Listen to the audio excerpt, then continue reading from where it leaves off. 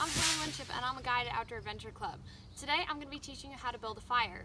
So to start out any good fire, you have to have plenty of kindling. Right now I have pretty small piles. If you're going to have a pretty substantial fire, you would want much more than this. But right here I've just separated the sticks into thin kindling and some bigger sticks to keep the fire roaring. You would also want thicker sticks like this to keep the fire nice and hot for a long period of time. All right, over here I have started a base. There are many ways to build a fire. This is just one version that I'm choosing. What this allows is it gets it up off the ground. This is great for if the ground is wet or if you're working in grassy areas, and allows for air to come up underneath where you will start your fire. All right, and now here after you have your base, you will build up by crisscrossing logs on top of each other and leaving open space in the center. Here I have a little kit that I like to have with me basically wherever I go, especially when I'm hiking. It has matches, band-aids, some duct tape, kind of just like basic essentials, and also birch bark. So there's many ways you can have fire starters, or many types of fire starters. One type is birch bark. Even when it's wet, it will burn. So it's very helpful just in case the rest of your kindling or wood is wet. Now something else you can keep in your pack is an egg carton fire starter. This is made with an egg carton, dryer lint, and then candle wax dripped onto it. All right. So now, or you can use really small sticks for kindling, or newspaper, kind of anything that is flammable that you can kind of carry in your pack and keep dry.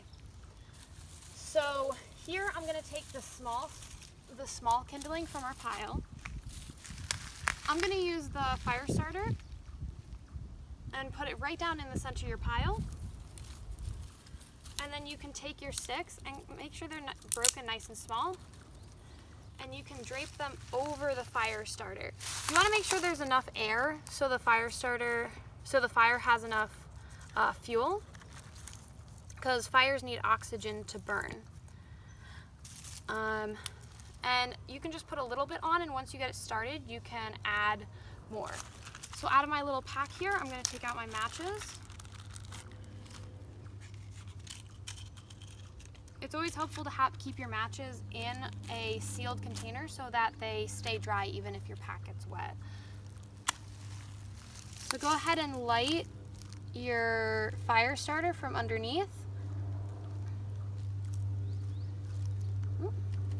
You might need to use 2 matches for it if they burn quickly.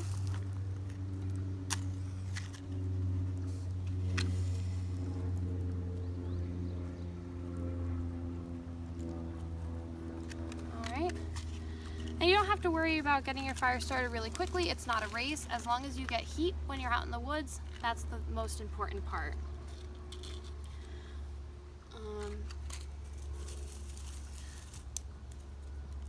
So it looks like down in the center here, we're starting to get a flame, and it looks like this smoke here is starting to shows that it's starting to catch the sticks.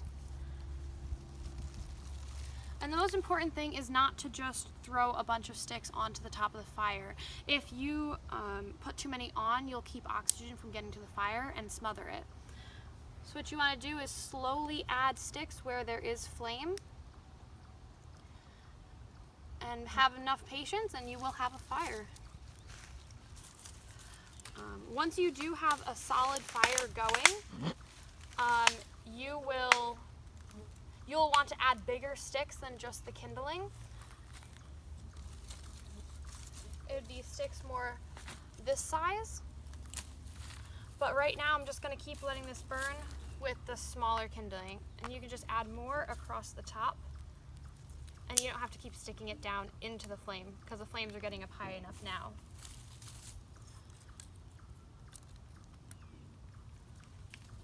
And now I'm going to go ahead and add the bigger logs across the top.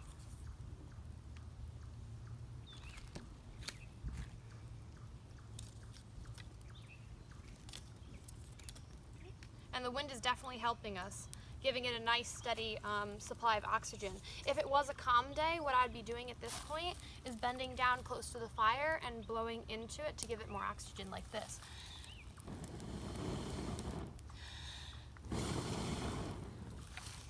All right, I hope you enjoyed. This is how one way version of building a fire, and we did use the log cabin method. Thank you, and I hope you enjoyed.